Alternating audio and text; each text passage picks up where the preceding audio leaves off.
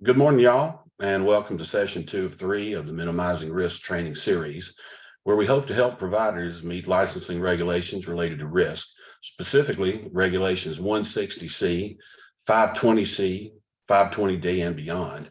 This is a joint training offered by the Office of Licensing and the Office of Clinical Quality Management. Again, I remind you, this is a 3-part training series designed such that each session builds off the previous session. Please note that each session has a different registration link.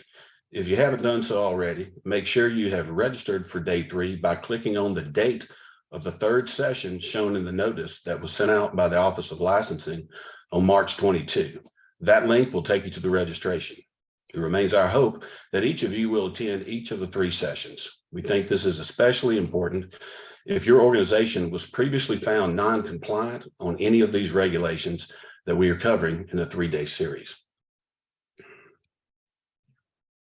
We greatly appreciate you being here. We know y'all are very, very busy, and it means a lot to us to know that you're taking time out of your busy schedules to attend all 3 sessions.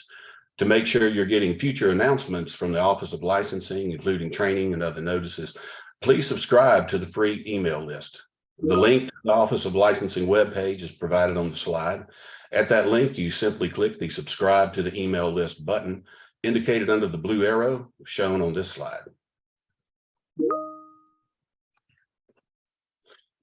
As in session 1, you'll be hearing from several presenters today. From the Office of Licensing, your presenters will be Mackenzie Glasgow, Associate Director of Quality and Compliance, Michelle Laird, Manager of the Incident Management Unit, and Lisa Terwilliger, Training Coordinator. From the Office of Clinical Quality Management, your presenters will be Mary Beth Cox, Quality Improvement Coordinator, and me, Britt Welch, Director of Community Quality Management. Our 2 offices came together to develop this training, and we look forward to partnering for future trainings. Again, I wish to thank the different groups and colleagues that devoted numerous hours to producing this training. Those folks include the Region 5 Quality Council members, the members of the Risk Management Review Committee, providers, CSB, and licensing specialists who served as key informants on the regs and testers of the tools you will be introduced to. Our colleagues from the Office of Community Quality Improvement, the Office of Clinical Quality Management, the Office of Integrated Health, and the Office of Licensing. We thank you for all of your assistance.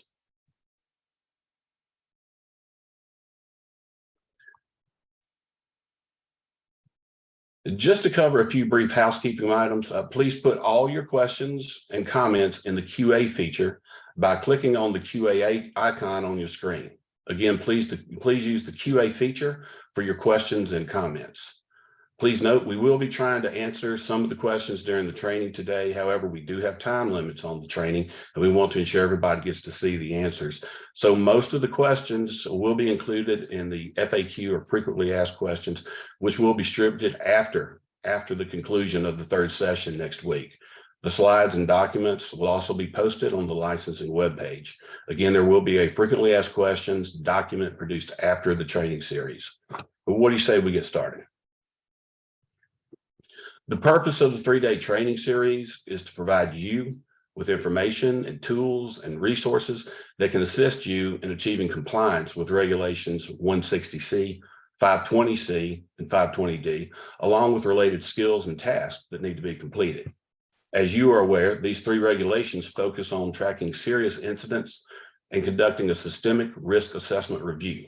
In session 1, we focused on the systemic risk assessment. We discussed guidance for risk management, navigating the Office of Licensing website, the 520 regulations in general, provider responsibilities in meeting these regulations, the DBH approved trainings crosswalk, the risk management attestation and risk manager job description, the difference between a risk management plan and a quality improvement plan, the at-a-glance flow chart for incident reviews. We took a deeper dive into regulations 160C, 520C, and 520D. We looked at risk triggers and thresholds, care concern thresholds, safety inspections, the risk management template, along with tips and reminders, the risk matrix. We posed questions to ask yourself after completing your systemic risk assessment to double check your work. And we had some homework, which we're going to get into in just a little bit. But you know, it's almost exhausting just to think about everything that we covered from last time, isn't it? But folks, in session one, we realized that it was chock full of information, but we also realized that wasn't y'all's first rodeo. Y'all are a smart crowd. And I contend that you will realize that everything we covered in session one serves as a foundation or a launching pad for what we're going to cover today and what we will be covering on Friday. And I'm going to remind y'all of what I said in the first session, and that is, you can do this. You got this, folks.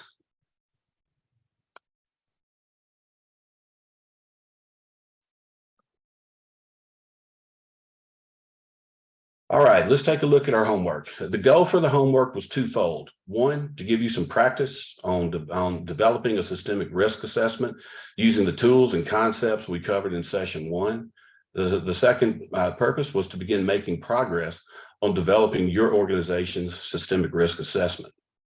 So we've got a couple of questions for you. What was your experience like in developing your risk assessment? And what did you do to make progress in developing your systemic risk assessment? Did you use the template from the Office of Licensing? Did you create or revise another form to use? Did you identify risk in each category? Did you convene a team to work on it? Please click on the raised hand icon or indicate in the Q&A feature that you'd like to share out loud, please, what you did. Please click on the hand icon to indicate that you would like to be unmuted so you can share what your experience was like. And folks, this is no time to be bashful. Let's work on this. We can do this. All right, so I'm going to look at the hands that are raised and pick somebody who's interested in sharing out loud. It looks like there's some people who've had their hand raised from the beginning, so I'm not sure that they're pertaining to this. So if you've had your hand raised, but it's not for this, could you just make sure to put it down? Let's see. So it looks like somebody named Michael Williams just raised their hand. All right. So I'm going to ask Michael to unmute.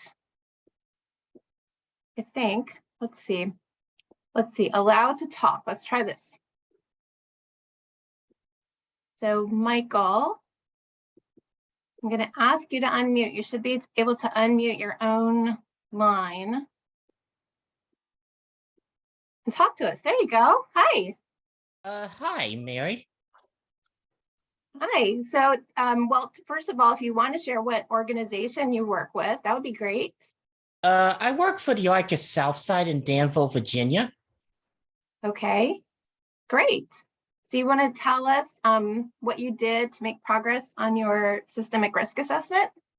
Well, I looked at the template and it seems like a great tool to map out our risk areas. But first I had to recreate the first one, environment of care, because it wouldn't allow me to do any editing. Okay.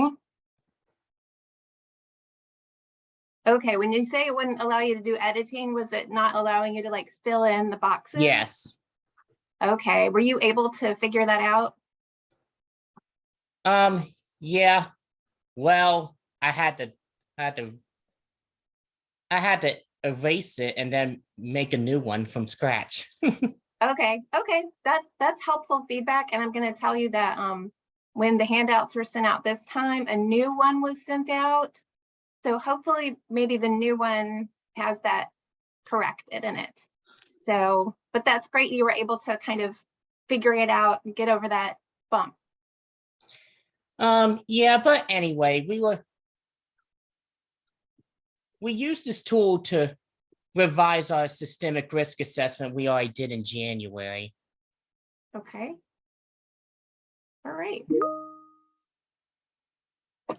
Okay, awesome. Is there anything else you want to share with the group? No. Okay. Thank you, Michael. I appreciate it. All right, I'm going to put you back on mute, okay? Nothing personal. Okay. All right, let's see who else raised their hand. We're going to get a few more people to share. It looks like Cheryl Simpkins. I saw that hand go up. So Cheryl, I'm going to allow you to talk and ask you to unmute, okay? Okay, thank you. Good morning. I have a lot of projects going on, but I found this pretty exciting. I like templates. So what I did was I began to work on creating templates for monthly and quarterly as well as annual reviews. Oh. I also started work on developing a process to work across the boards cooperatively for the monitoring, auditing, and recording. Really took a much closer look at my QIP and the systemic risk, because that flow chart and the information really helped me understand how one complements or supplements the other. And I also just started conversation. I haven't had a chance to do anything, but at least initiated conversations to create the process together, because it looks like it's something that could be integrated on all the individual efforts that are going on across the boards and different divisions, things being done by different managers. And when we have our next all managers meeting, want to look at how we can work cooperatively to just bring all of our individual efforts together and really make this the most effective process we can. So that's Wow, Cheryl. That's awesome. And look at, I mean, that's just in 1 week. yeah, it was great Right? information. I really appreciated it. Oh, I'm so glad to hear that. And it sounds like, yeah, you did so much. You went above and beyond just looking at this systemic risk assessment. Thank you. All right, thank you for sharing. I think, all right, Cheryl. Well, Cheryl, you didn't tell us what organization you were with. Oh, I I'm don't sorry. I'm with MVLE Inc. Okay, great. Thank you. Okay, again, I'm going to mute you and see if we can find one more person to share. This is great. I mean, this is one of my favorite things to hear what people are doing. Let's see, we have a Robin Sweet. All right, Robin, you're our third and final sharer. I'm going to ask you to unmute. Hi there. There you go. Hi there. I'm with SOLA, and we're located in Gloucester, Virginia. Great. So I took over as director last year in February, and then right after that, we then had an audit and a licensing audit, and the risk assessment, quality assurance, quality improvement, we were all cited on. And what I did because we're a smaller company, and so I am covering everything. I'm doing all of everything. I am the team, I am the panel, I am the template maker and the template writer and the investigator and all. So to me, with the way my mind works, and I'm OCD and I like things to be very organized. So what I did is I made a quality improvement plan, which incorporated the systematic risk assessment, and the QA, and I kind of have it in a bulleted list, all kind of laid out. And what I do is I actually do the risk assessment every quarter with my QA. And then at the end of the year, it makes it easy for me because now I have all this stuff and I can put it all together to do the annual risk assessment. Yes, I'm doing a little bit extra, but it helps me in the end. Right. To track it. But I will say, I think that template does need a little bit of work with changing it. And I had the same issue with trying to change it myself. So Okay. But the other thing I did want to say is we just had another audit and they looked at my quality assurance reports and they were over the moon and wanted to use it and take it to the state. And it just was because I'm just taking everything and I'm kind of integrating it all together in one. But the other part was so you have a annual systemic risk assessment. So you have to have that policy. But what we did get cited on is that we have the risk assessment policy, but apparently you're supposed to have a plan also. And that's where I had some confusion because to me, the policy is the plan. So I do want some guidance on that, on what is the plan? How do I make a plan? I have the policy, and I'm doing what the policy says, but what is the plan, supposed to be? So. Okay. I that's think all. that's okay, great. I think that's a great question. I am not the person right now to answer it right now. What I would say is, I think we covered that a little bit last time, but make sure to put it in the Q&A, Robin, so that it gets, I think I accidentally muted you, so that it gets answered. But I just wanted to thank you for sharing and point out that you did something that we did emphasize last time, which was, the systemic risk assessment doesn't have to be just annually. It has to be at least annually, but you can do it quarterly or more often. So Robin, thank you for sharing that you do that. All right. Well, I hope that inspired others to raise your hand next week so that you can share what you did. I want to thank everybody who volunteered to share, and I wish we could get to all of you, but unfortunately we do have to keep going. So Michael, Cheryl, and Robin, thank y'all. Good work. Thank Very you. good work on that. Appreciate your feedback. Really good to hear what y'all are doing. You took a little bit of information and wow, you're starting to run with it, which is exactly what we hope to see. Let's move on and get into more content about what we're going to be discussing today. But great work, y'all. So today's session will focus on understanding and tracking serious incidents and risk concerns.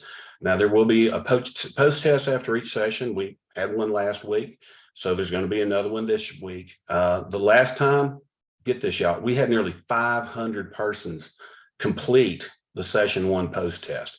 And oh my goodness, the results of your feedback were absolutely fantastic and tremendously helpful to us. So thank y'all for doing that. Let me give you a few examples of the results. Overall, participants gained knowledge on where to find licensing resources and how to do a systemic risk assessment. And check that box. That is really good stuff. 64% of the respondents said they plan to use the new systemic risk assessment template. 86% of respondents said they feel more capable of meeting regulations 520C and D. This is great. These are great results. Exactly where we wanted to be. So please take time to do the post-test today. We're allowing time during the session to do it, and it truly does help us know where we need to make improvements. On the right-hand side of the slide, you see the list of handouts that were sent out to you prior to today's training. The one thing we want to point out is the systemic risk assessment template sent out this time is a little bit different than the previous one for last week. Why? Because we have examples to be more helpful for you. So make sure you take time to look at this version. And then as noted, today we will focus on understanding and tracking serious incidents and care concerns. And we have 6 objectives for today. Those 6 are: 1, review definitions and provider responsibilities for serious incidents. 2, understand uniform risk triggers and thresholds as defined by the department, along with care concerns. 3, understand what the care concerns criteria are and how to find them. 4, be able to use CRIS reports to review care concerns. 5, understand examples of level 1 serious incidents. And 6, be able to track trends for level 1, 2, and level 3 serious incidents quarterly and annually, along with care concerns and risk and conditions common to individuals with developmental disabilities. Let me read that again. And risk and conditions common to individuals with developmental disabilities. Well, without me holding y'all up anymore, I'm going to hand off the presentation to my teammate, Mary Beth Cox. Mary Beth. All right. Well, thank you, Britt. And hello, good morning again, everybody. So this flow chart hopefully looks familiar to everybody, or most of you. If you did not attend the first session, let's briefly review the flow chart. We have heard time and again, how do all the pieces of the risk licensing measures fit together? In response to that, our Office of Clinical Quality Management and the Office of Licensing, we partnered last year to create this flow chart. It is an at-a-glance flow chart for incident reviews. It is on the licensing website at the link that is provided at the top of the slide. And as a reminder, it starts with the individual event. When the provider becomes aware of the incident, it walks through each step of the process and references the related licensing regulations along the way, like right here. The dotted lines indicate the flow of data and information in order to complete your quarterly and annual reviews.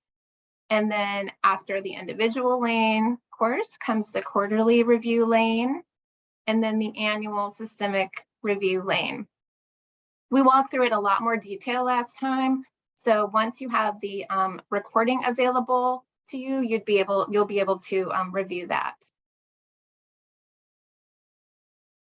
So last time we did talk about the annual systemic risk assessment, the gold star. And today we're going to talk about the part of the journey related to counting and reviewing serious incidents throughout the year. And that's represented by these kind of pink stars. And we're going to touch on serious incident reporting and root cause analysis. So these red stars here. We will answer questions like, how do you define serious incidents? And how can I find out more about reporting requirements? What are the requirements of doing root cause analysis? And when do I need to do a more detailed root cause analysis? How can you compile data in order to do your quarterly and annual reviews of serious incidents? What questions should you ask during your reviews? And what are care concerns and how do they fit in? You may be thinking, gosh, this is a lot. Am I doing what's needed? Maybe these concepts are new to you and you haven't done it before, or maybe you don't feel very comfortable with data. That's why we're going to walk through all of this together, understand what it means and how to do it. Like Britt said, you can do this. Our next speaker is going to review serious incident reporting, requirements and definitions, and care concerns. But before we get there, we have a poll question for you guys. Actually, it's 2 poll questions. So I'm going to launch these questions and give you a few minutes to answer them. So if it looks like if your screen looks like my screen, you might have to scroll down to see both questions. So the first question asks, in the 520D regulation, what does DBHDS call the uniform risk triggers and thresholds as defined by the department? And then number 2 asks, which type of serious incidents do you need to collect, maintain, and review quarterly? Is it level 1, 2, 3, or care concerns, or all of the above? So we'll give folks a few minutes to answer those. Wow, y'all are just going to town. This is great. Lots of answers coming in. I don't think you can see what I see. So looks like almost 350 people have answered. That's amazing. And for the sake of time, I might have to end it sooner than I would like. So I'll end it in just a few seconds.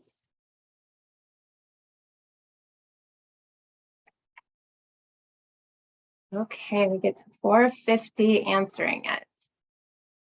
So I'm going to end the poll. Apologies if you didn't get their chance to get your vote in. I'm going to share the results and let you know what the correct answers were. So can y'all see? Can you see this, Brett? Can you see the answers? Yes. Oh, great. Okay, thanks for that check. All right, so for the first one, the 520D regulations, the uniform risk triggers and thresholds are called care concerns. Care concerns. So if you said that answer, give yourself the pat on the back. Great job. And what types of serious incidents do you need to collect, maintain, and review at least quarterly? The answer is all of the above. So if you picked all of the above or picked the answer all of the above, you were correct. So thanks to everybody for participating in that poll. And without further ado, I'm going to hand it over to Michelle Laird. Whoops, wrong slide. Michelle is the manager for the Office of Licensing Incident Management Unit, and she's going to talk to us about serious incidents. Thanks, Michelle. Thank you, Mary Beth. Before we discuss specific definitions, let's look at some of what the regulation says about reporting. Regulation 12 VAC 35-105-160D of the licensing regulations requires that providers report all level 2 and 3 serious incidents using the department's web-based reporting application. You all know that as CRIS. They are also required to telephone anyone designated by the individual to receive such notification. You're also required to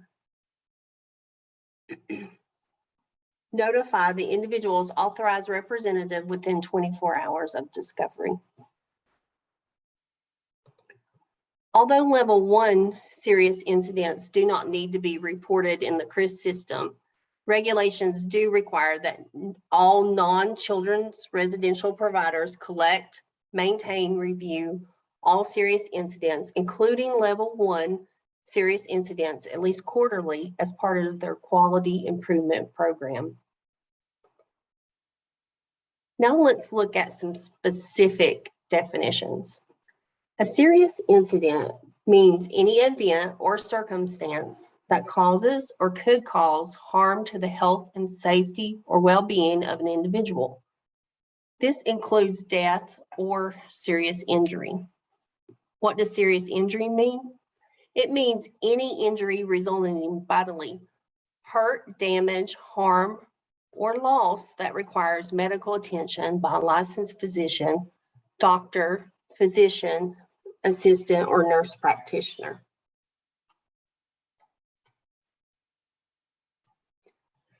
Level 1 serious incident means a serious incident that occurs or originates during the provision of a service or on the premises of a provider that does not meet the definition of level 2 or level 3 serious incident.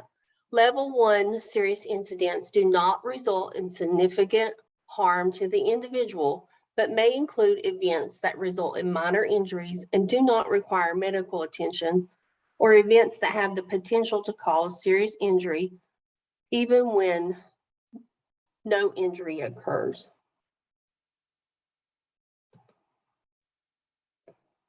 We have all heard and read the definition of the level 1 serious incident, but what does that really mean?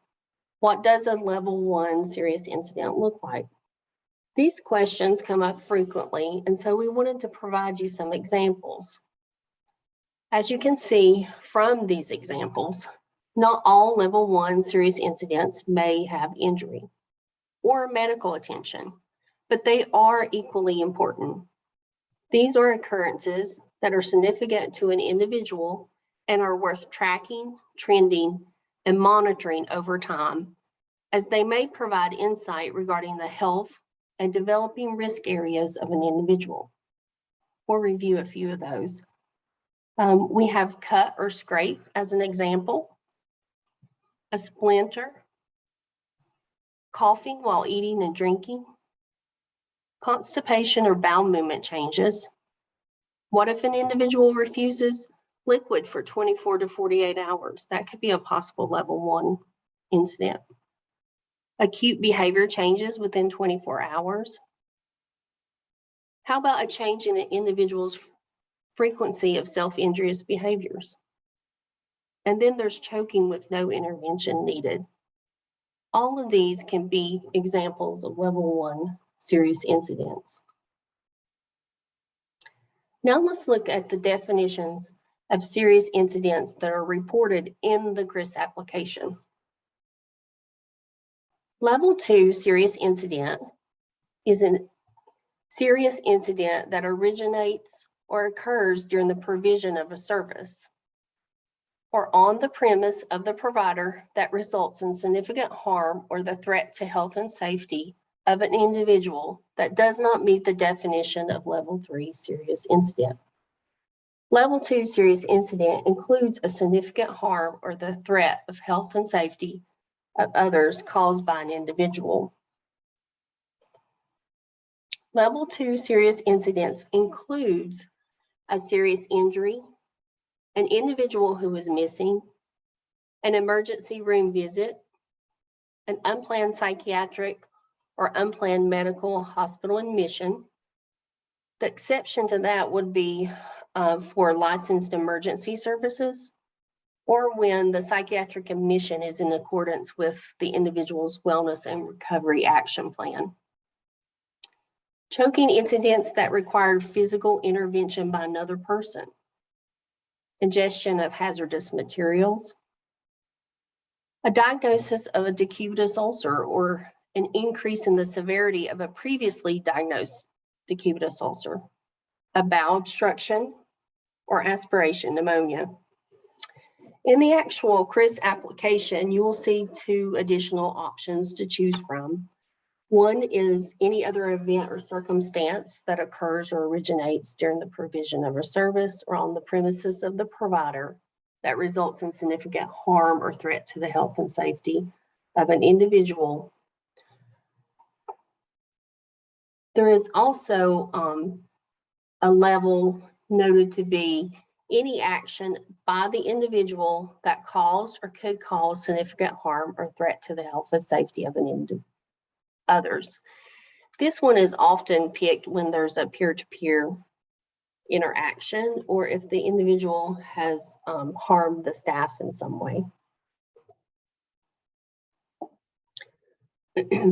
Level 3 serious incident means a serious incident whether or not the incident occurs while in the provision of a service or on the provider's premises that results in a death of an individual, a sexual assault of an individual, a suicide attempt by an individual admitted for services other than licensed emergency services that actually results in a hospital admission.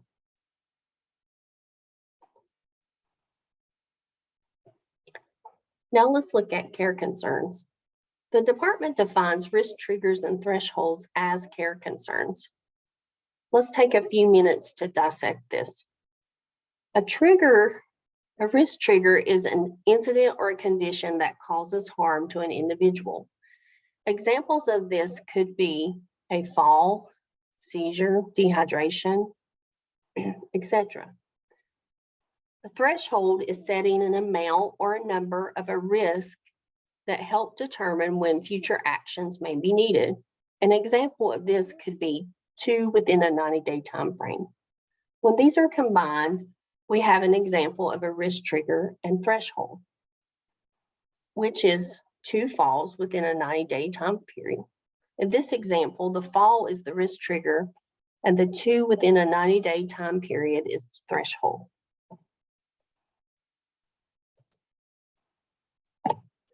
As a reminder, the guidance document for serious incident reporting is available on the Office of Licensing's webpage, along with the 2023 Care Concern Threshold Criteria memo, the training that accompanied that memo, and the risk triggers and thresholds handout.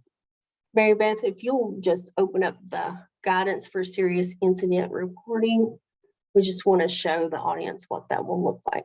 So that will open in the town hall from the link, and then you can click the Adobe View document text, and it will open up the actual guidance document. That's what that should look like. Thank you, Mary Beth.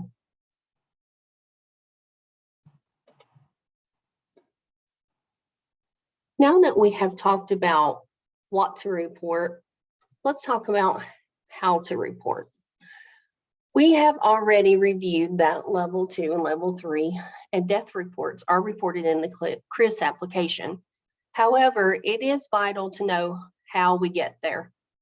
Delta is a web-based security portal used by DBHDS to ensure privacy and protection of health information records used by state facilities, CSBs, and private providers.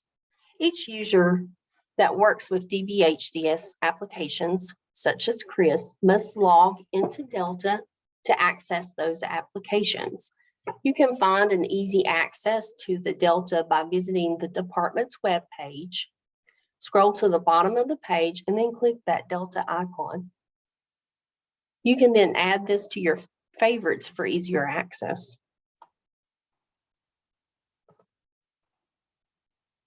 What else do you need to know about Delta? You need to know that there are different types of Delta roles and role assignments that are required for use. Each of the Delta roles performs specific tasks to manage Delta accounts. These tasks are not part of the DBHDS applications, which is Chris, but they are done only for Delta. This is to safeguard the level of security required for private health records. Also, each provider needs to fill out each of these roles. Depending on the size of the provider organization, one person may fill multiple Delta roles, but every user should not have access for all the roles. A single person provider could be an example of an exception to this rule, but in general, there should be a primary contact for each Delta role, as well as a backup. But before we go any further, let's go ahead and we have a poll question. Is that right, Mary Beth? Yes, it is. Thank you. We heard last time people liked the poll questions, so we had a few more. So, okay, let me go back to, let me launch this one. This time it's just one question, guys. And the question is, for locked accounts, who should you contact? So check all that apply.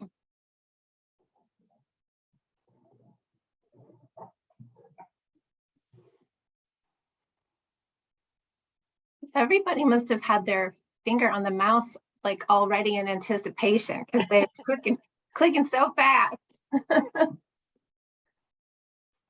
It's so cool to see the numbers go up. I feel very lucky to be the only one to see it. Okay, we're almost at 400 people. Okay, and for the sake of time, I'm going to end it at 450. We're almost there.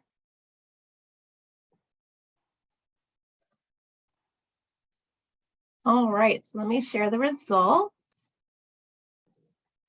Okay, so y'all should be able to see the results now.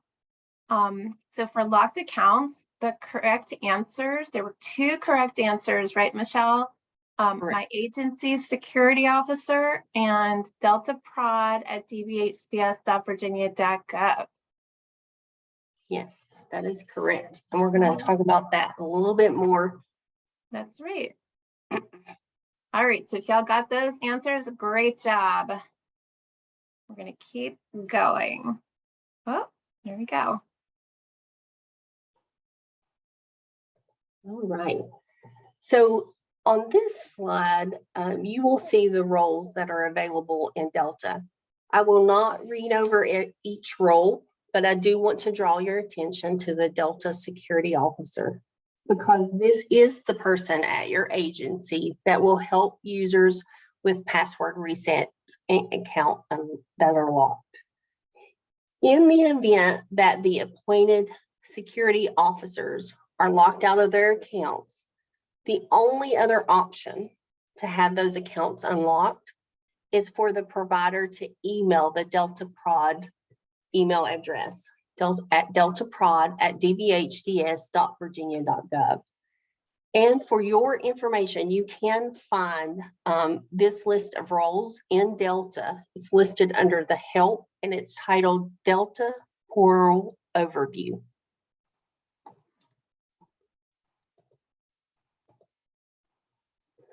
Now, what else do you need to know about creating Delta accounts? First, each provider must set up their user accounts for Delta.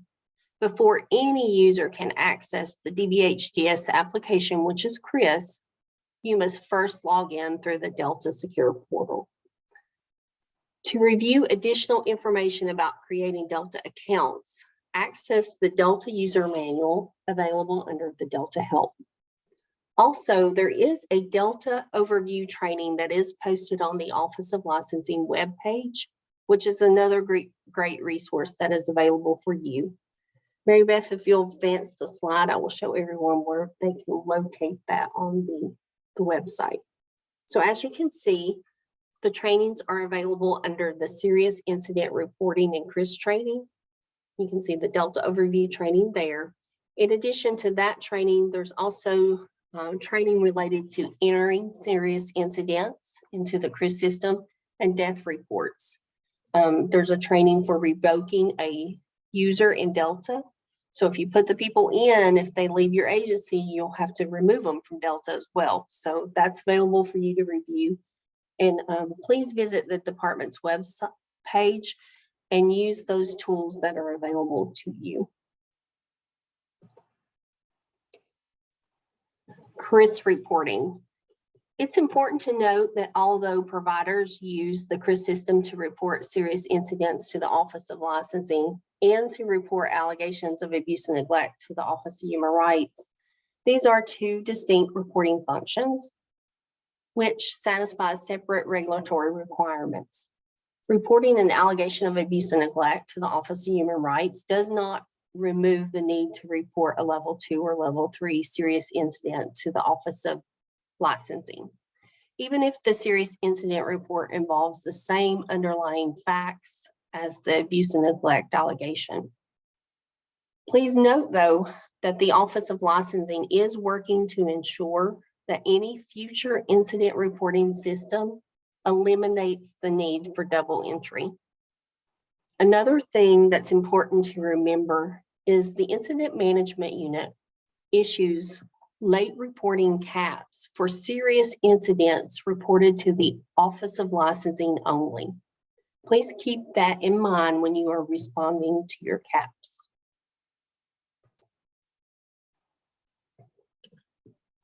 Reporting CRIS issues. So what does a provider do when they experience issues when trying to report in the CRIS application? If a provider is unable to report due to a CRIS system error or a network outage, the provider must notify the Incident Management Unit via email within 24 hours of the discovery date of the incident. And you can email them at incident_management@dbhds.virginia.gov. If there's something beyond the provider's control, such as a power outage, and the provider is unable to access both CRIS or even their email, the provider may notify the regional Incident Management Unit specialist, and you can do that by telephone. Again, for CRIS system issues, to save everyone time, the best practice is to take a screenshot or a picture of the issue that you're experiencing, include that in your email, and just give a brief description describing what you see.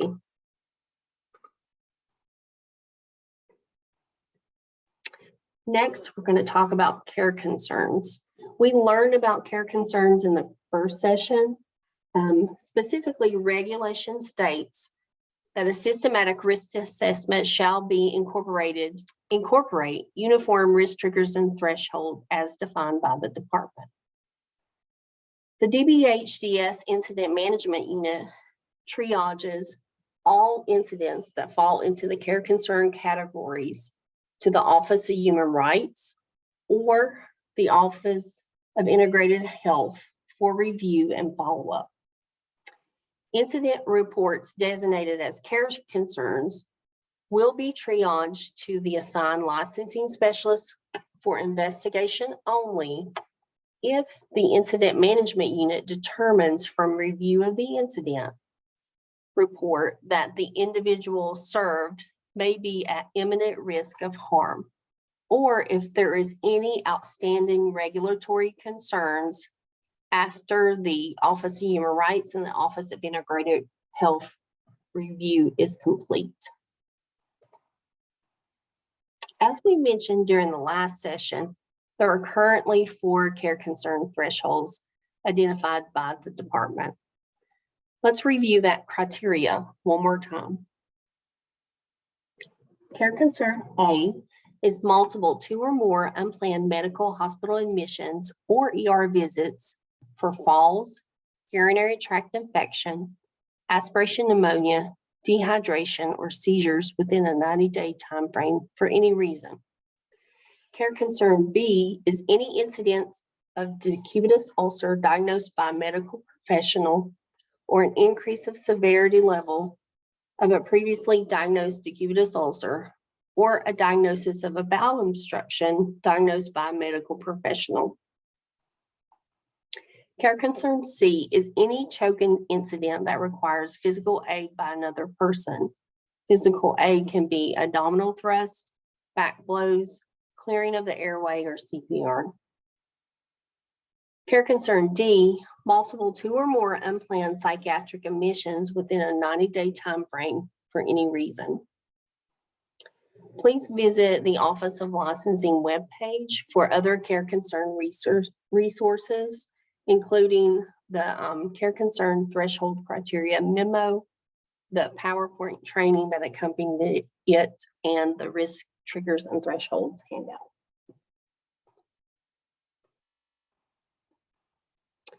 The incident management and their role in care concern. The incident management unit reviews serious incidents, not only on the individual level, but also systematically to identify possible patterns and trends by individuals, service provider, and then across providers. So through this review, the incident management unit can identify areas based on the serious incidents where there is potential for risk for more serious future outcomes. When care concern thresholds are met, it may be an indication that a provider may need to evaluate an individual's needs and supports. It may be an indication that they need to review the results of a root cause analysis or even consider making systematic changes.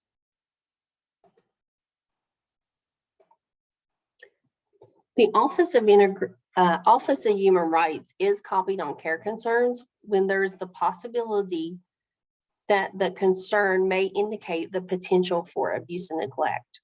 The Office of Human Rights will assess if there is a need for follow-up to get more information or even provide technical assistance. The same thing occurs for care concerns when there's an indication of a potential health and safety concern. The Office of Licensing shares the care concern with the Office of Integrated Health, who assess the need for follow-up with the provider to offer information, training, resources, or technical assistance. Having an Office of Human Rights or the Office of Integrated Health contact you about a care concern does not mean that you have done something wrong. It is our internal way of sharing information and ensuring providers are aware of the trends that we are seeing on the state level. Please remember that we have new providers, old providers, frequently changing provider staff, and we want to make sure that we can share information with you as appropriate.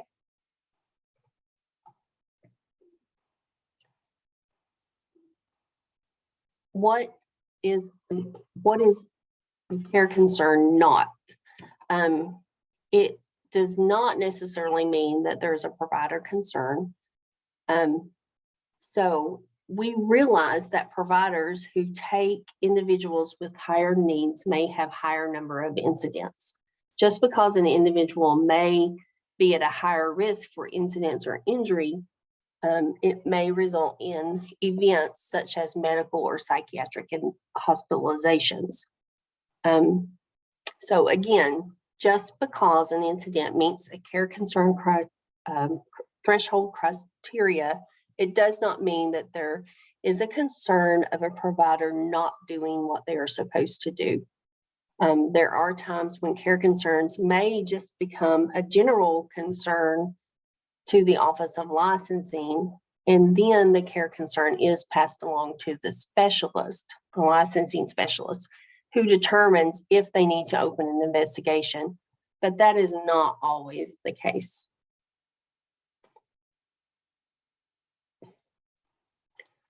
The incident management unit shares information with providers by putting information into the LS action part of CRIS. Also, providers are able to run reports in CRIS to see which individuals have met care concern criteria. This is to help with some trending information for providers to use. This is just another tool that providers may access if the individual is getting supports they need, or if there may be a need for some changes to the individual or at the provider level. This very well may likely mirror when a provider has determined to conduct a more detailed root cause analysis in accordance to regulation and their own policy.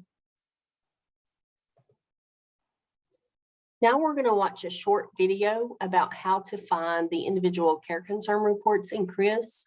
And we're going to look at this for providers and case managers.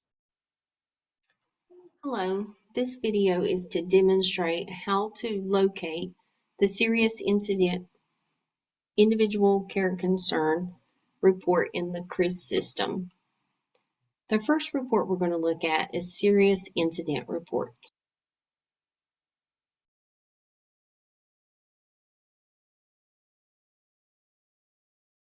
So make that selection from the home page.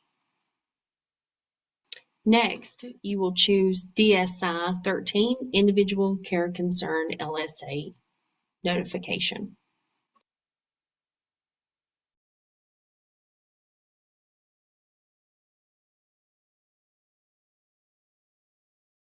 From the calendar icon, choose your begin date. Again, from the calendar icon, choose your end date. Preview report. As you can see, this report opens in a separate tab on your computer. From that tab, you can download an Excel copy of this report. Once that's fully loaded onto your computer, you can open that up and you can use the features of Excel to review the data more accurately. This ribbon includes the information that will be included in the report. I want to take your attention to the LSA column. This is where an incident will be categorized by the incident management unit as meeting the individual care concern threshold. And you can find that documented there. To close out of your Excel document, just click the X. And then also to close this tab, also just click the X. Now let's look at the case manager's report, which is very similar to the previous report. From here, you're going to select your case manager 03 Excel CM report individual care concerns LSA notification. Again, from the calendar icon, select your begin date. And then from the calendar icon, also select your end date. Preview report. Same scenario. The report opens in a separate tab on your computer. From that tab, you can download it to Excel for the best view and use of the report. Once it's fully loaded onto your computer, you can open that Excel and then you can format it as you need it to review the information. So again, I'm just going to close out of that and then close this tab as well. And that concludes this demonstration. Thank you.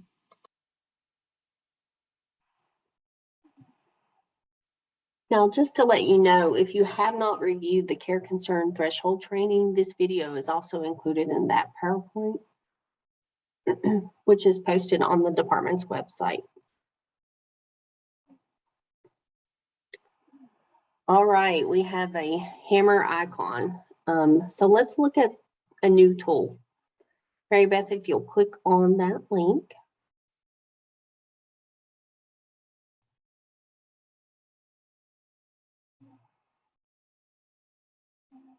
All right, so essentially, this is the risk triggers and thresholds in care concerns. This was effective January the 1st, 2023. This is essentially a one-page quick reference tool for providers that lists all the care concerns on this sheet. It provides links to regulations at the top of it. And then there's also just an example tracking chart. Hopefully this is a great resource for you. We wanted to design something that you could easily access and possibly just add to your desktop or your computer. And it could be a great reminder for what the care concerns are and what you need to look at and what you need to do for tracking. So now we have one more poll question, Mary Beth.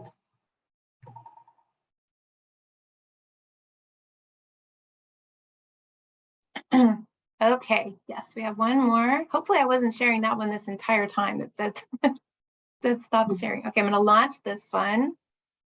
So the question is true or false. It says multiple choice, but just pick one. Providers don't need to track care concerns because the IMU will alert the provider when there's a care concern. Is that true or false? So again, I'm gonna close this one. Y'all are just speeding away here. This is great. I'm gonna close it when we get about 4:50.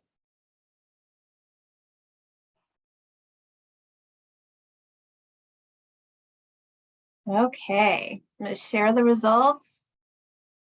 And y'all were on top of it for this one. Almost everybody got the correct answer. That is false. And Michelle is going to now talk to you more about why. Thank you. That's great. That is great. Yes. So we have talked about reporting, including what to report, how to report, care concerns, and all that other good stuff. Now, what do you do with it? What is your responsibility? Are there any guesses? I'm guessing that you do not need to be Nancy Drew or Sherlock Holmes to guess this. It's quite simple. You must track on an ongoing basis serious incidents and care concerns. That is your responsibility as a provider. Now, why do all this work? It's simple. Incident management is a tool. Next slide, Mary. Thank you. Incidents can be reviewed for trends, patterns, and causations. This will give you, as the provider, the opportunity to discuss risk areas and how to mitigate these risks. Some questions that you could ask are, what are the most common care concerns at my agency? What would you do next based on the information that you gather? You get the point. Overall, it is important to protect the individual's health and safety to the fullest extent possible. Tracking incidents and relevant information promotes discussions about how best to do this.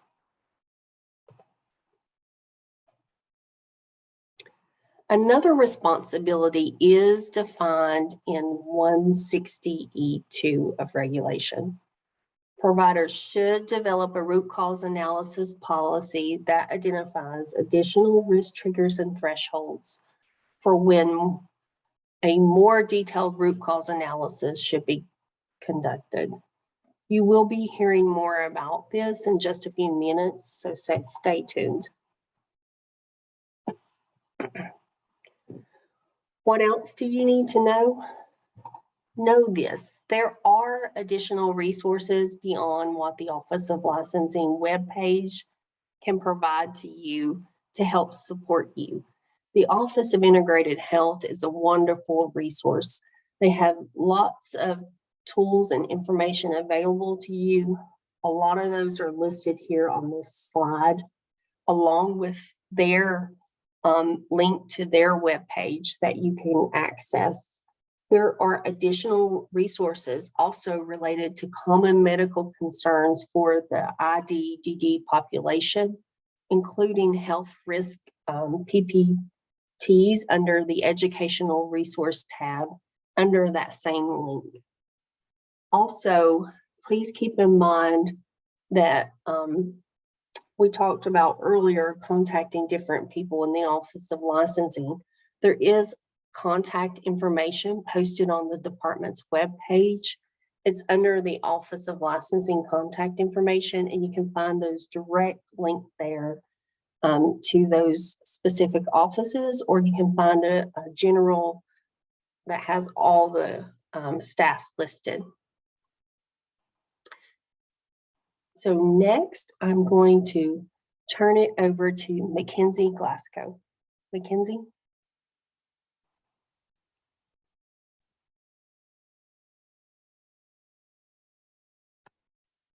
Thank you, Michelle. You all just heard a presentation from Michelle where she talks about serious incidents in CRIS, but she also provided some additional information related to those risk triggers and thresholds, also called care concerns. Since the term threshold is also referenced in other regulations, we thought it might be helpful to discuss those further. If you're familiar with the regulations related to root cause analysis, then you know that thresholds are a requirement of a provider's root cause analysis policy. With that being said, we're going to take a few minutes to discuss the requirements related to a root cause analysis, then move on to the root cause analysis policy. Before we continue, I want to remind you that the Office of Licensing's website includes training, technical assistance, and guidance documents related to root cause analysis. The guidance for serious incident reporting provides additional information related to root cause analysis. Remember, providers who follow guidance are more likely to be in compliance. Don't forget to subscribe to the email list so that you can stay informed.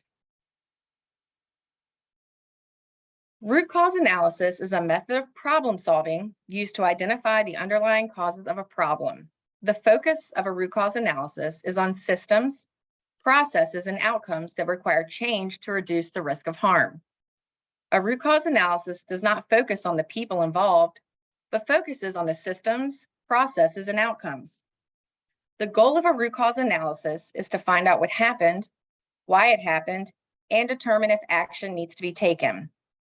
A root cause analysis, as required in the regulations, should include, at a minimum, documentation that the three elements were considered to the extent they are known or could be known by the provider. In a few minutes, I'll be introducing the Serious Incident Review root cause analysis template. If your organization chooses not to use this template, then you must ensure that the root cause analysis meets the regulatory requirements as outlined in 160E1A, B, and C.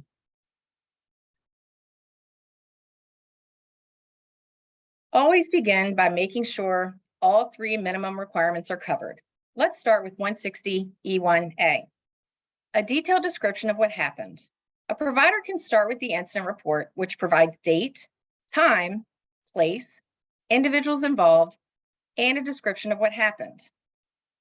This should also include what immediate actions were taken. This initial sequence of events helps identify what occurred. Often, it is a chain of events that resulted in an incident. If more than one staff member was involved, each staff member could write what happened from their perspective. It is possible that others may have seen something even if they were not directly involved in the incident. The second minimum requirement is where the work begins. An analysis of why an incident occurred should compare what happened to what should have happened before, during, and after the incident. Compare the actions taken before, during, and after the incident to the requirements in the provider's policies and procedures, DBHDS licensing and other applicable regulations, accreditation standards, and applicable laws. Clearly identify the underlying causes of the incident that were under the control of the provider. The why here is important. Based on the incident, you could complete a 5 whys approach.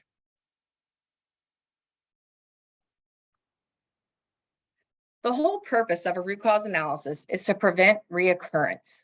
The question is, what should we do to prevent this in the future?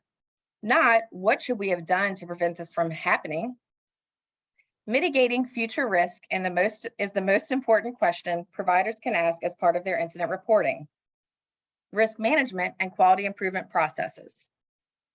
The root cause analysis should identify solutions as applicable to be taken by the provider to keep the situation from occurring again or minimize the likelihood of its reoccurrence and future risk of harm when applicable. Then the identified solutions to mitigate its reoccurrence should be implemented. These solutions should be both individual specific and systemic as indicated by the analysis of the incident. Implementation of solutions and their efficacy could be monitored as part of the provider's quality improvement program. Here's an example of a root cause analysis that was determined to be compliant with the regulations. First off, there's a section for the provider to address each regulatory requirement. It also includes a signature line and a section to enter the date of completion. It includes a detailed description of what happened. It includes an analysis of why it happened. It also includes a list of identified solutions. And I want to emphasize that it's dated. It is important for you to know that if the provider had not dated their root cause analysis, then they would have been marked non-compliant for all three elements.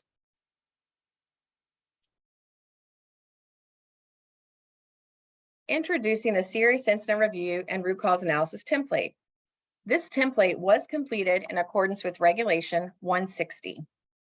The template was developed to be used as an internal reporting tool for serious incidents, a tool for completing a root cause analysis, and a tool that can be used to determine if a more detailed root cause analysis is needed.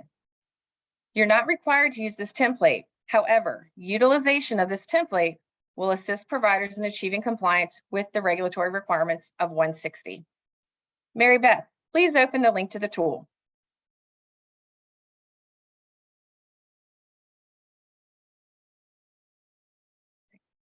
As you can see, there are several sections that are required to be completed. If we can, we'll just scroll down and show everyone. We'll go into it in more detail. So let's close this out and move to the next slide so we can discuss each section in further detail. The top half of the template is where the provider enters the individual's information, incident date, report number, which may be the CRIS number or an internal report number, name of the person completing the form, date the form is completed, the type of incident, and identify sources of information. It also includes sections to indicate whether this was the first incident of its type and if this is being addressed in the ISP. The bottom half of the template is where you complete the root cause analysis. You will need to address all of the regulatory requirements outlined in 160E1A, 160E1B, and 160E1C. Regarding 160E1B, when analyzing the incident, our regulations do not require use of another QI tool such as the 5 Whys, fishbone diagram, or failure mode and effects analysis, just to name a few. However, the provider is required to include their analysis. Some tools are very detailed and complex, but they all focus on one simple approach: asking questions. The enhanced root cause analysis determination section should be used to assist the provider in determining if a more detailed root cause analysis is needed based on their root cause analysis policy. We will talk more about this section when we talk about the root cause analysis policy requirements. As you can see, there is also a signature line for the person who completed the form, a line for their title or position to be entered, and a section for the date completed. Remember, a root cause analysis shall be conducted by the provider within 30 days of discovery of level 2 serious incidents and any level 3 serious incidents that occur during the provision of a service or on the provider's premises. Whether you choose to use this template or not, make sure your root cause analysis is dated. A root cause analysis begins with the assumption that no one comes to work intending to make a mistake or hurt someone. People make mistakes, but awareness of errors is important in terms of improving systems. To develop a culture of safety, staff should be encouraged to report errors without fear of retribution and to look for ways to improve systems. That's not to say a root cause analysis never uncovers intentional acts of harm. That may happen, and when it does, you must take the appropriate action. Now let's take a look at a few examples using this tool. As you can see, the provider's root cause analysis is dated, and it was completed within 30 days of discovering the incident. It includes a sequenced description of what led up to the incident and what actions the provider took in response to the incident. However, it does not include an analysis of what happened before, during, and after the incident, nor does it identify solutions to minimize the likelihood of this type of incident from occurring again.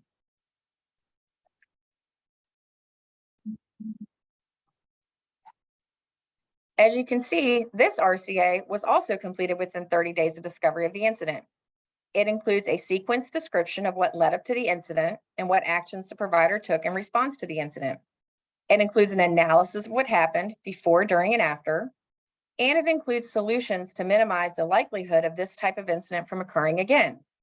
Keep in mind that if this provider had not completed the RCA within 30 days of discovery, then they would have been marked non-compliant with each of the 3 regulatory requirements, even though all 3 were addressed. Let's take a look at the last example. This RCA was completed within 30 days of discovery, and it includes solutions to minimize the likelihood of this type of incident from occurring again. However, the provider did not fully describe what happened leading up to the incident, nor did they include an analysis of what happened before, during, and after the incident.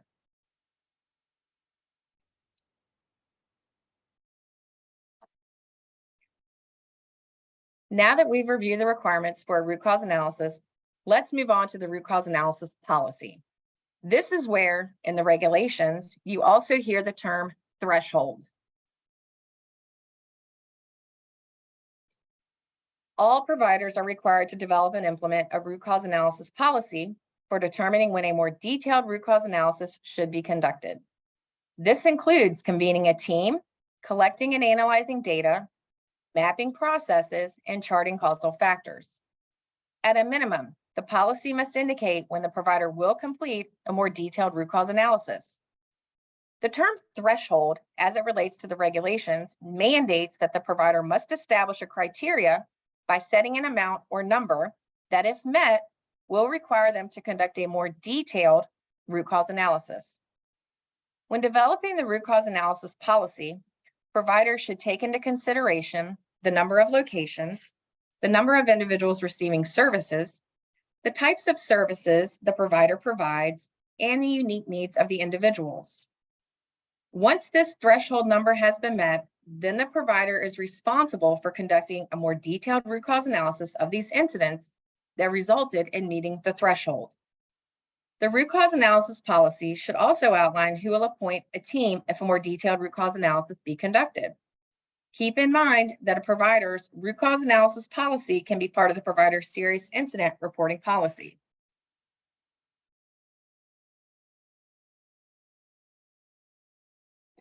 At a minimum, the policy shall require a provider to conduct a more detailed root cause analysis when the threshold number is met as specified in the provider's policy based on the provider's size, number of locations, service type, number of individuals served, and the unique needs of the individuals served by the provider of similar level 2 serious incidents that occur to the same individual or at the same location within a 6-month period.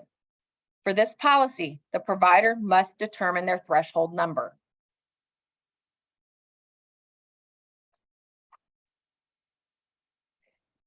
At a minimum, the policy shall require a provider to conduct a more detailed root cause analysis when 2 or more of the same level 3 serious incidents occur to the same individual or at the same location within a 6-month period.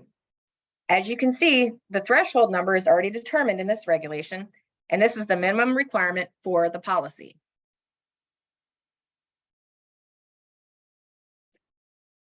At a minimum, the policy shall require a provider to conduct a more detailed root cause analysis when the threshold number is met as specified by the provider's policy based on the provider's size, number of locations, service type, number of individuals served, and the unique needs of the individuals served by the provider of similar level 2 or level 3 serious incidents that occur across all of the provider's locations within a 6-month period.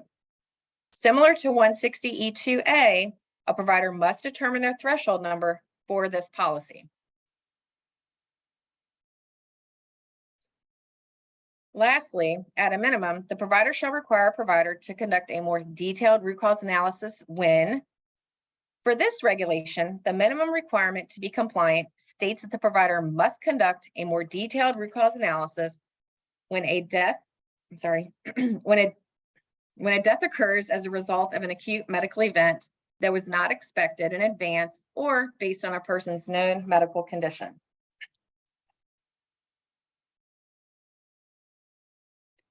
Identified issues. During inspections, it has been determined that some providers still do not have a root cause analysis policy that includes when a more detailed root cause analysis would be conducted. If you do not have a policy, what's stopping you? Get going and write that policy. Also, in some instances, providers have just copied and pasted the regulatory language verbatim, even including the term threshold number, instead of indicating their threshold number. I'm saying this again. When developing the root cause analysis policy, providers should take into consideration the number of locations, the number of individuals receiving services, the type of services the provider provides, and the unique needs of the individuals when determining their threshold number. Every provider will need to determine by its policy the minimum thresholds. Now let's talk about Acme Residential's root cause analysis policy. As you can see, there are 2 columns in the chart. For your reference, we have the regulatory text on the left and an example policy on the right. For 160E2A, Acme Residential will conduct a more detailed root cause analysis when there are 5 similar level 2 serious incidents that occur to the same individual or at the same location within a 6-month period. Remember, for this regulation, the provider must establish the criteria for when a more detailed root cause analysis will be conducted. The provider did. They said 5. For 160E2B, providers must also include all the elements of this regulation within their policy since it's the minimum requirement. Acme Residential will conduct a more detailed root cause analysis when there are 2 or more of the same level 3 serious incidents that occur to the same individual or at the same location within a 6-month period. For 160E2C, Acme Residential will conduct a more detailed root cause analysis when there are 8 similar level 2 or level 3 serious incidents that occur across all of the provider's locations within a 6-month period. For this regulation, the provider must establish the criteria for when a more detailed root cause analysis will be conducted. They did. They said 8. For 160E2D, providers must include all of the elements of this regulation within their policy since it's the minimum requirement. Acme Residential will conduct a more detailed root cause analysis when a death occurs as a result of an acute medical event that was not expected in advance or based on a person's known medical condition. Don't forget that the threshold number should take into account the agency's size, population served, and services provided. Once this threshold number has been met, then the provider is responsible for conducting more detailed root cause analysis of these incidents that resulted in meeting the threshold. Here's an example of a compliant root cause analysis policy. For 160E2A, the provider indicated that they would conduct a more detailed root cause analysis when 3 similar level 2 serious incidents occur to the same individual or at the same location within a 6-month period. The provider included a threshold number of 3. For 160E2B, the provider included the minimum requirement per the regulation, which states that 2 or more of the same level 3 serious incidents occur to the same individual or at the same location within a 6-month period. For 160E2C, the provider indicated that they would conduct a more detailed root cause analysis when there are 8 similar level 2 or level 3 serious incidents that occur across all of the provider's locations within a 6-month period. The provider included a threshold number of 8. For 160E2D, the provider included the minimum requirement per the regulation, which states that if a death occurs as a result of an acute medical event that was not expected in advance or based on a person's known medical condition that occurred during the provision of a service or on the agency's premises. Again, if any of these thresholds are met, then the provider must conduct a more detailed root cause analysis. It's not simply having a policy. You must follow your policy by conducting more detailed root cause analysis when these thresholds are met.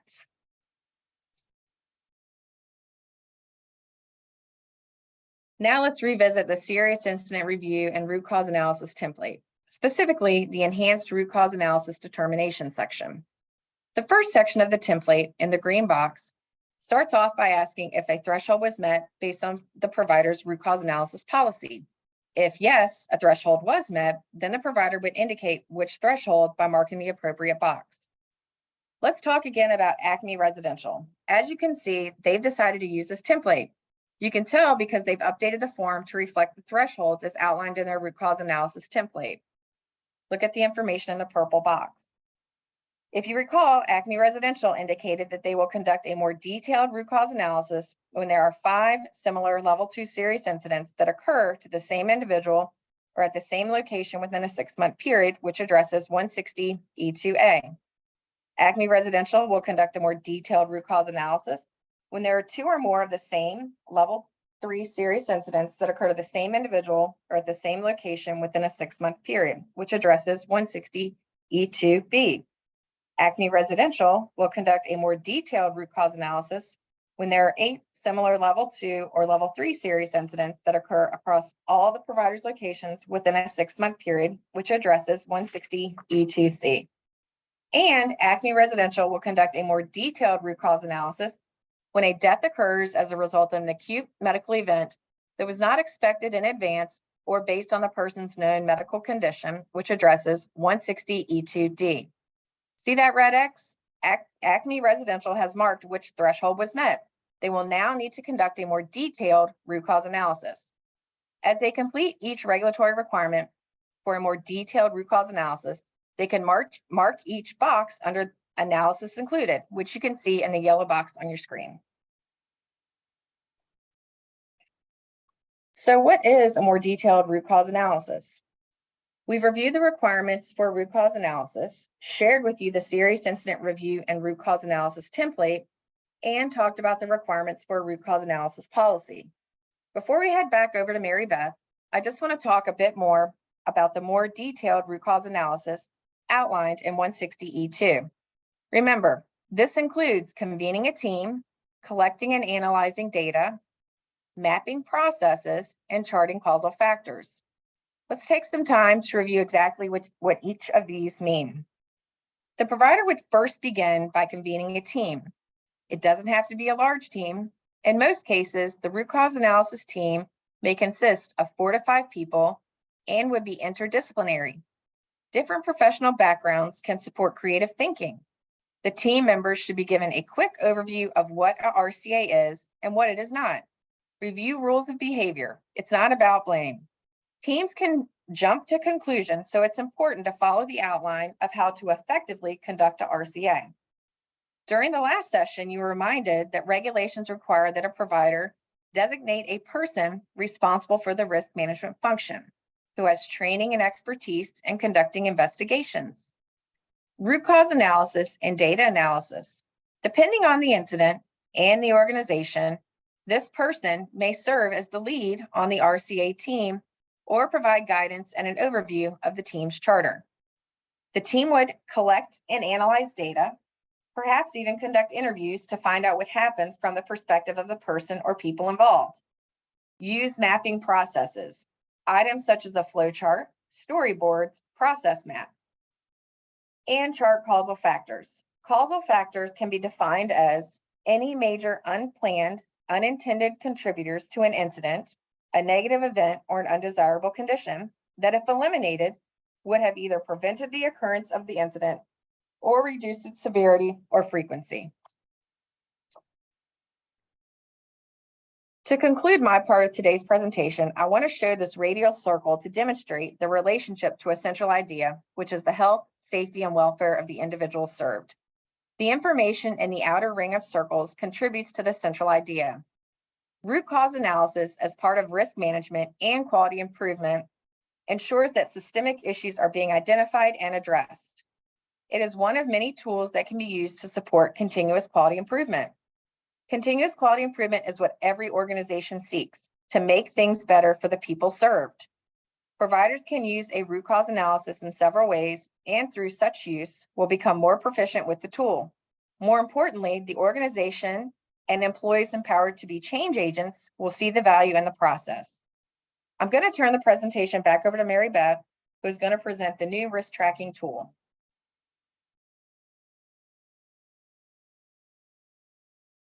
All right.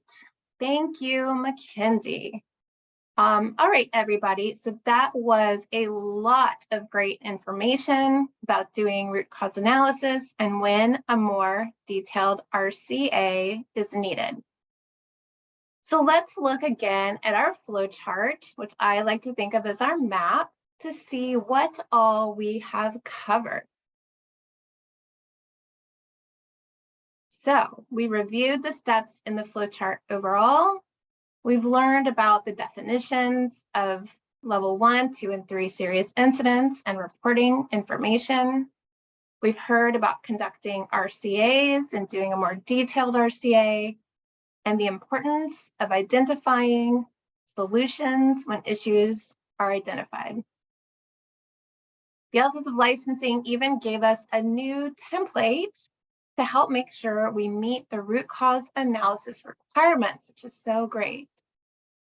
For the rest of today's training, I'm going to focus on the pink stars, which will walk us through collecting data and doing the quarterly and annual reviews.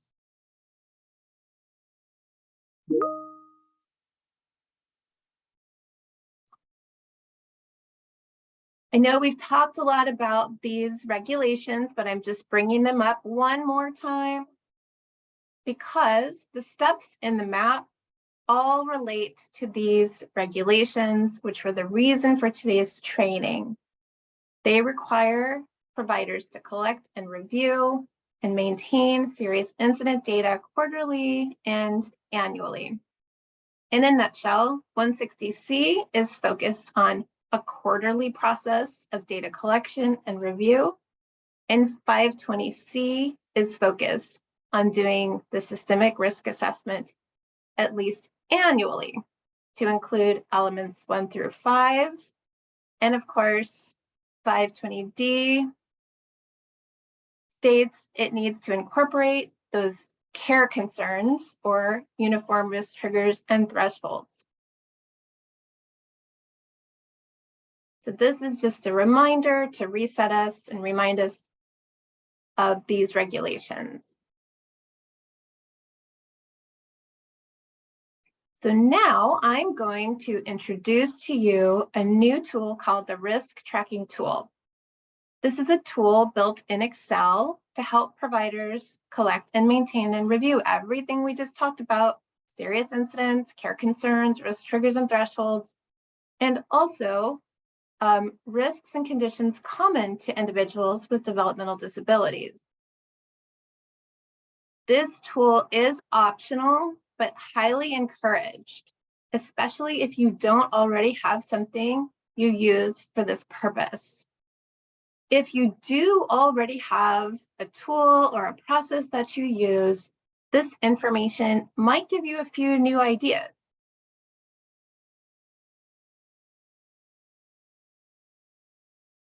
This tool has been designed intentionally to help providers meet 160C, 520C, and D. It helps collect, maintain, and review quarterly all serious incidents, including level 1. There is a tool within the tool to help with an analysis of trends, systemic issues, causes, remediation, and document mitigating strategies. It can help inform your risk assessment, and it incorporates risk triggers and thresholds, and it has also been designed to address components of a curative action that is part of the Department of Justice Settlement Agreement, which is that it meets the requirement that DBHDS needs to disseminate a tool that providers may use to track and review serious incidents. So it's just another little reminder that you're not required to use this tool, but you may use it. It also includes the definition and examples of level 1 incidents, which was part of the curative action, and provides a list of common risks and conditions faced by individuals with developmental disabilities. So we tried to design it to check a lot of boxes. Before we get into it, I want to briefly review some basic data terms when working with data. So what is data? You can think of it as either numerical or descriptive information. Of course, numerical uses numbers to count things like how many or how often, and that's what you're primarily going to do in this tool. This is also called quantitative data.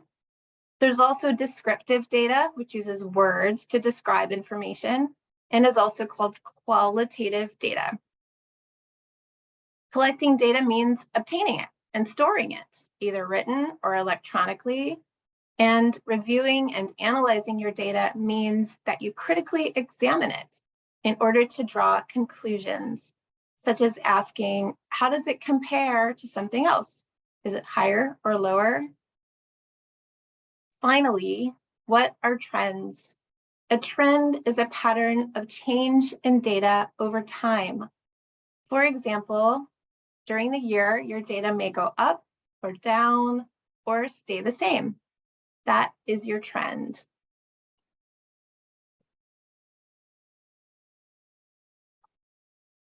Let's quickly look at a few good practices for data collection and review.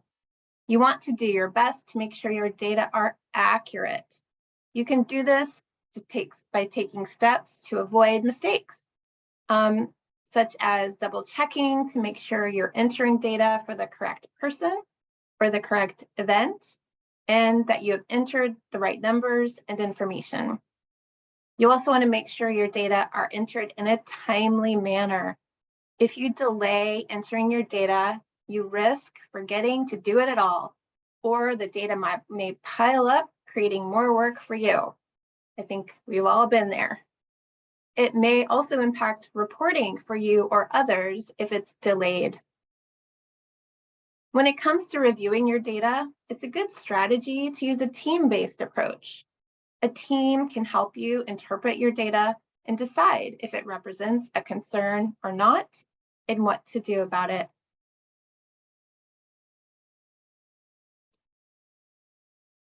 Okay, now let's talk about some information that's in the risk tracking tool. We're almost there.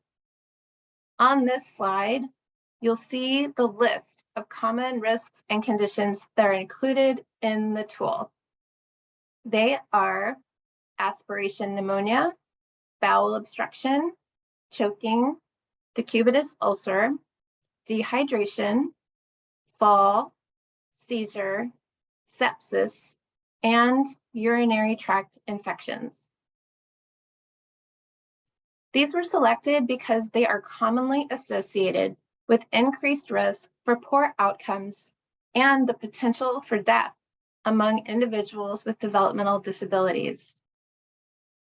For providers who see individuals with developmental disabilities, it is highly recommended that you collect data on these risks and conditions for the reasons I just described, if you are not already doing so. For providers who don't see individuals with developmental disabilities, there are likely other risks that are common to the population you serve that you want to track, and you will be able to add these risks in the tool, which we will see in a moment. In addition, there are other suggested risks and conditions in the tool, and they are listed on the right side here. Suicide attempt, sexual assault, medication errors, and unplanned psychiatric hospitalization. Suicide attempt and sexual assault are included as they are associated with level 3 serious incidents. Medication errors are included because they can present high risk and providers are required to review them quarterly. Unplanned psychiatric hospitalization is also suggested, and now 2 of those incidents constitute a care concern.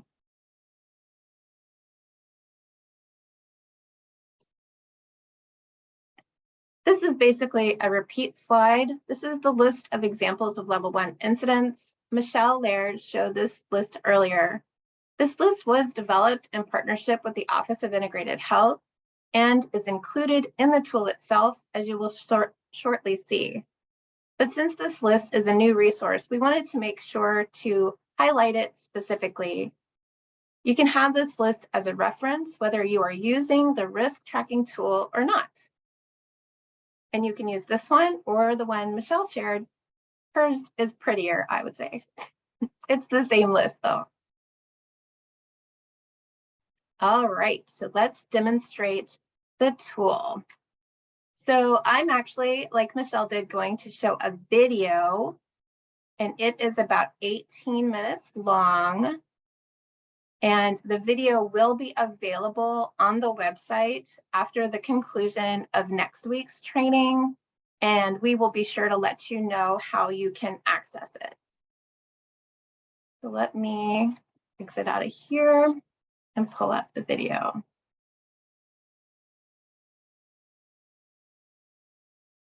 Okay. All right, I'm going to start it. Hello, and welcome to the instructional video for how to use the Excel risk tracking tool. My name is Mary Beth Cox. I am a Quality Improvement Coordinator in the DBHDS Office of Clinical Quality Management, and you can reach me at the email address shown on the slide. But let's get started. So this is the first tab of the risk tracking tool. The purpose of this tool is to track the incidence or occurrence of common risks and conditions experienced by individuals with developmental disabilities. It can help you track risks and conditions, level 1, 2, and 3 serious incidents, risk triggers and thresholds, and care concerns over time, all in one place. I want to emphasize that this tool is optional for providers to use, but it's highly encouraged if you don't already have a tool that you use for this purpose. This is the monthly tracker version of this tool. You will use this version if you want to start by recording the number of incidents or conditions each month. There is also an individual log, which we will also be looking at, where you start by entering data for individuals. So I'm not going to read all of the instructions here. Rather, I'm going to actually describe the instructions as I go through the tool. I do want to emphasize the importance of coming back to the instructions if you ever get stuck. We've tried to make them as clear as possible, so hopefully they should be a good resource for you. I want to show you that the way to navigate through this tool is by the tabs that are at the bottom. So you click on the tab to navigate from one page to the next. It starts with the instructions tab, which is an orange tab, and then we have some definitions, a flow chart, and so forth. So let's look at each one. So the definitions tab is another important resource for you. It has definitions and categories that you'll want to refer to. It starts with giving you the resource of the link to the definitions of serious incidents in the Virginia licensing regulations. Then it provides, these are the same as what is in the licensing regulations, but just so that you have both here at your fingertips. It defines level 1, level 2, and level 3 incidents. It also has a definition of risk trigger and threshold and a definition of the care concerns with the actual categories that are in effect as of January 1st, 2023. I want to emphasize that this page has examples of level 1 categories that you may want to track. So this is a new feature, and hopefully this will be helpful to you. The categories for level 2 and level 3 are the actual categories that are required to be reported per regulation.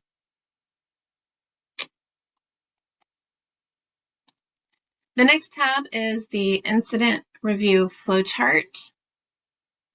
This is a flowchart that is also on the licensing website and walks you through the incident review process, starting with an individual event, then flowing into the quarterly review and the annual systemic review. An important thing to know about this flowchart is it references the licensing regulations that are applicable throughout the process. All right, so let's look at the monthly risk tracker. So this is the first place that you will be entering data. And I want to start by explaining that this tracker is pre-populated with a list of common risks and conditions faced by people with developmental disabilities that providers should track. These conditions are aspiration pneumonia, bowel obstruction, choking, decubitus ulcer or an increase in severity of decubitus ulcer, dehydration, falls, seizure, sepsis, and urinary tract infections. So these risks and conditions on this column are not editable. So they're locked and you cannot change them. However, there are several conditions that are suggested to track in the purple text. These are suicide attempt, sexual assault, medication error, and unplanned psychiatric hospitalization. So you can edit these, but they are suggested that you track them. Okay. So next, I want to emphasize that you can add your own risk and condition here that you want to track. So you would simply type what you want to track here, and it will continue throughout the rest of the workbook, as you will see, just like the other conditions that are in the list. So as your incidents happen during the month, you would enter your data for that month. So you can see there is each month here, and they are kind of color coded in a way so that you can clearly see each column and the total. So there is a level 1 column, level 2, and level 3, and the total. And as you enter your data for level 1, 2, and 3 for the month, it will automatically tabulate the monthly total here. And so I'll show you kind of how that works. Here we'll enter some information on cuts and scrapes, just so we can see how it looks. Okay, so it automatically added here to 5 and here to 6. All right, so that is our monthly data. One thing I wanted to also point out is that there are certain boxes that are blacked out. This is because aspiration pneumonia and bowel obstruction and decubitus ulcer will not ever be level 1 incidents. So you don't need to be able to put data in those boxes.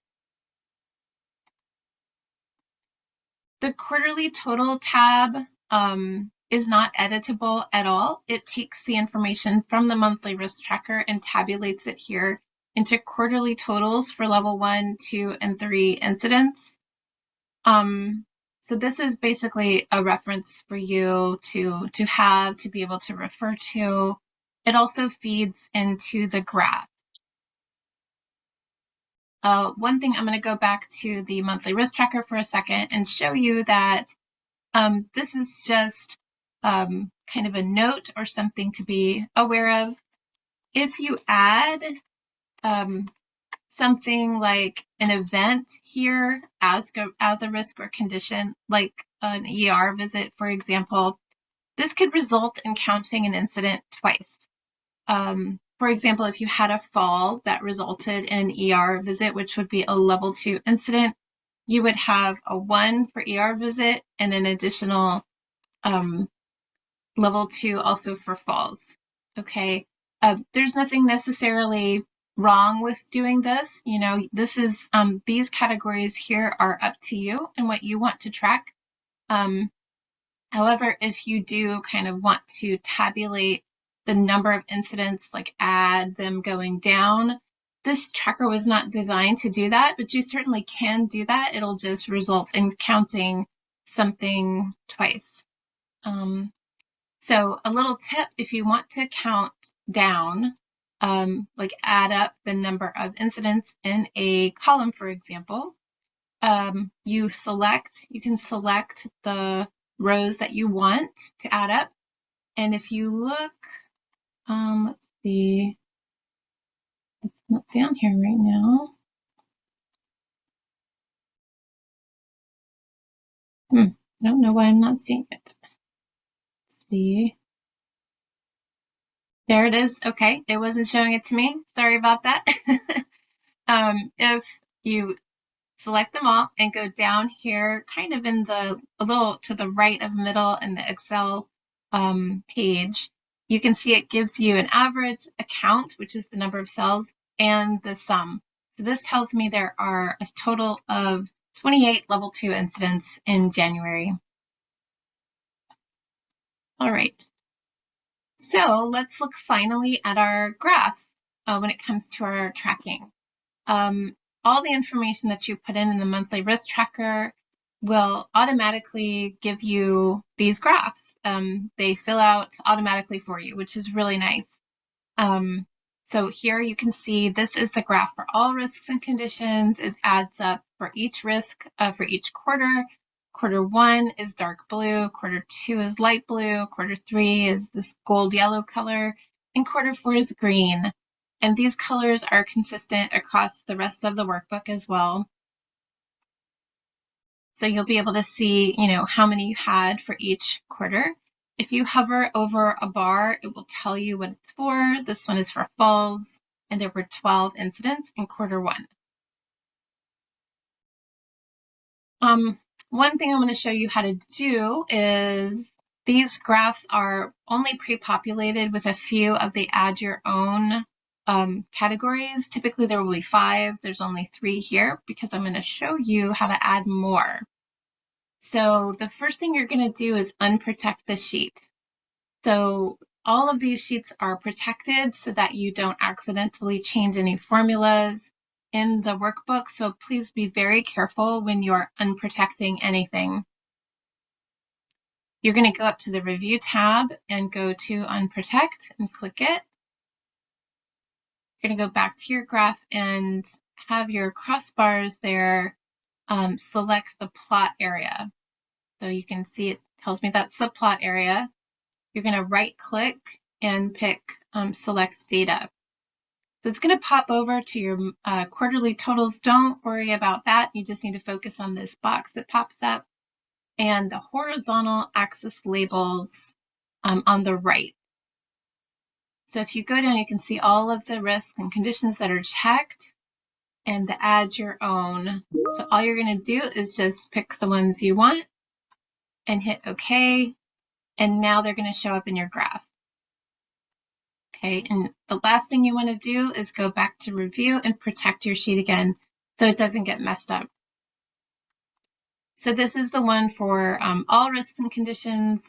There's one just for level 1 incidents, for level 2 incidents, and for level 3 incidents. So those will help you do your quarterly and annual reviews. The other place you're going to enter data is on your care concern tracker. So this is pre-populated with the care concern criteria. And as with the monthly tracker, you can add your own. For example, you can see here I've added 2 scrapes in 30 days as maybe another risk trigger and threshold that I want to track for my organization. So as the month goes on, you would enter how many care concerns you had. It will automatically total them for the quarter and for the year. And like the monthly tracker, it automatically graphs it for you in the next tab. And it has the care concerns along the bottom and the number for each quarter graphed in the same colors as before. And you go through the same process to include more of the add your own options to the graph. Okay, we're almost done. Finally, we're going to go to the quarterly and annual review worksheets. So the purpose of these worksheets is to help you review and discuss your data with your team. It has space for quarterly and annual discussions for both your risks, conditions, and incidents, and your risk triggers and thresholds. So when you meet with your team, you'll go through each of these discussion points, summary of findings, analysis of trends, and so forth, and make your notes here. There are some helpful questions on the right-hand side. You don't have to use these questions, but they might help you have a better conversation with your team. So they're like prompts if you want to use them. So you would enter the dates for your quarter, enter your notes. And the last thing you would do is help decide or determine how you will use this information to inform your quality improvement and risk management plans, and also your systemic risk assessment. Okay, so next we're going to look at the individual tracking log. Okay, so as I mentioned, there is another version which is called the individual tracker. And in this version, you start by recording the number of incidents for individuals each month, or as they occur. It has the same tabs as the other tracker, except it has the individual log, which is where you will start. So instead of the monthly tracker driving the rest of the tabs, it is the individual log that drives the rest of the tabs. So this is where you will enter data. You will start with entering a name and ID. So these are both optional, but it's highly encouraged to use at least one of them so you can sort your data. And you can sort your data using the drop-down boxes here. So if you wanted to just look at the data for me, Mary Beth Cox, you would just choose me and it would sort to just me. You can go back and select all. So you have to enter data into C, D, and E in order for it to populate the rest of the tracker. So if something is ever wrong and you're like, I feel like it's not putting it in the graph, go back here and make sure all of the columns are filled out. So you'll need to put the date, you'll need to put the risk, which you will pick from a little drop-down box here. Let me zoom in so you can see it. So there's a drop-down box, just click on it and you can pick from the list. And you'll also have to pick from the drop-down list of what level incident it is. You also have some optional free text to make some notes. Please be aware that this whole sheet is not protected, so be very careful when changing anything about it. Okay, so then once you put data in here, it automatically populates the monthly risk tracker for you. One thing you need to know is that if you want to have additional risks and conditions show up in the individual log as options to choose from, you have to put them here in the monthly tracker. So you can see I've added fracture, scrapes, and cuts. And also I said, put it here.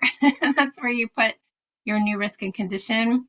And I'll show you that because I put them there, they are showing up in the drop-down list here. So that's how you get your new conditions here to be able to select. All right, the rest of the tracker is the same. It will automatically tally up your data and put it in these graphs that you can then use. And again, you would use the care concern also to put data here for your care concerns every month.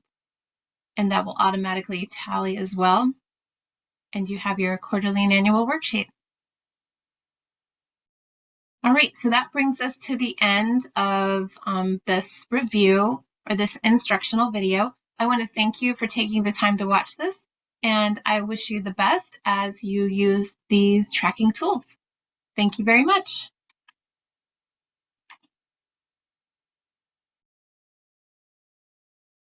All right, guys.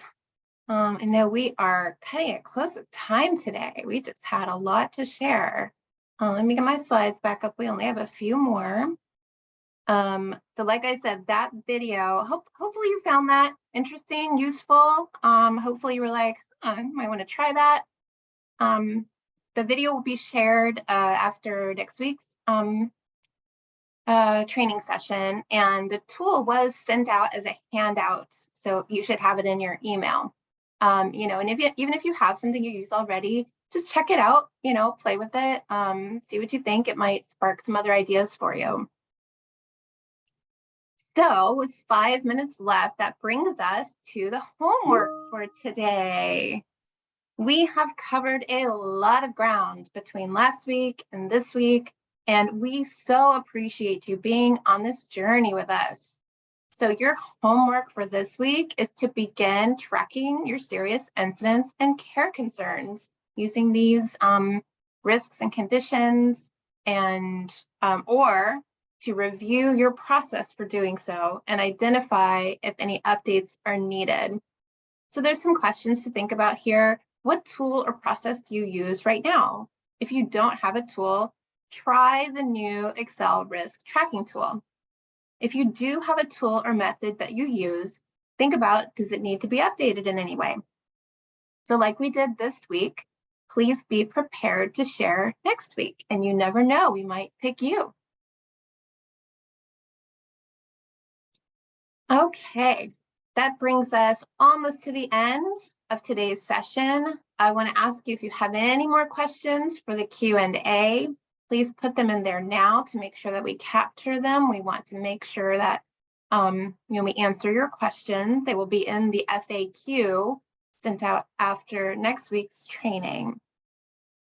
We truly hope to see you at next week's training. We're going to pull it all together. We have a great example of pulling this all together. We're going to walk through and also answer some of your questions.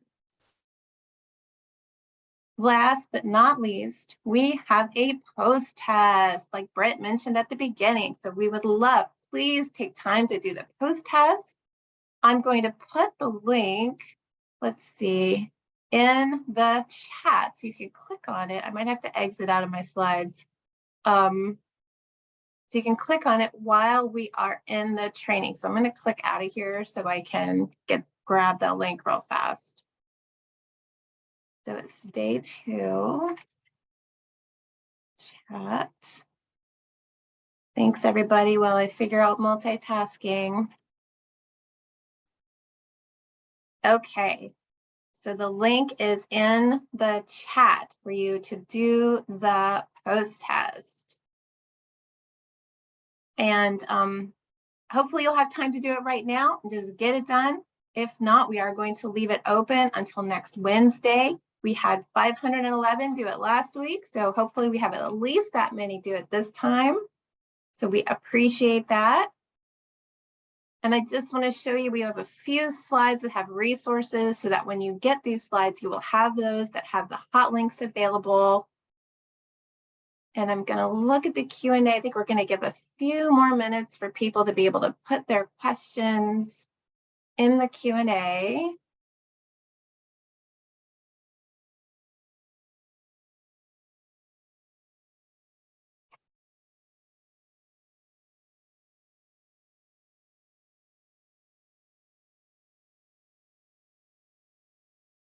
So I'm going to leave this slide up for a few minutes while people are putting questions in the Q&A section.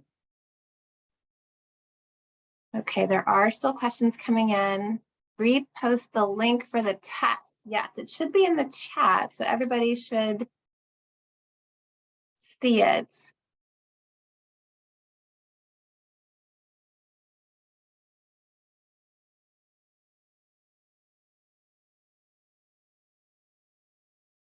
Okay, I'm going to give it a few more seconds. It doesn't look like any more questions are coming in.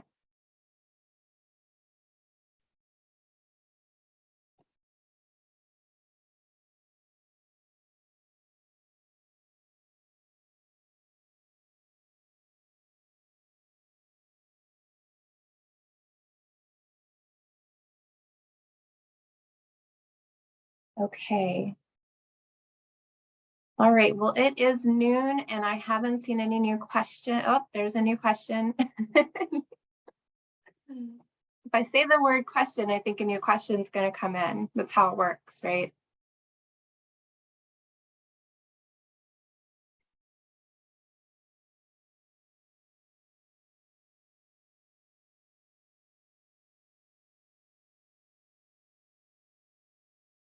Okay. I'm going to say it again. I don't see any more questions coming in. Oh, there are.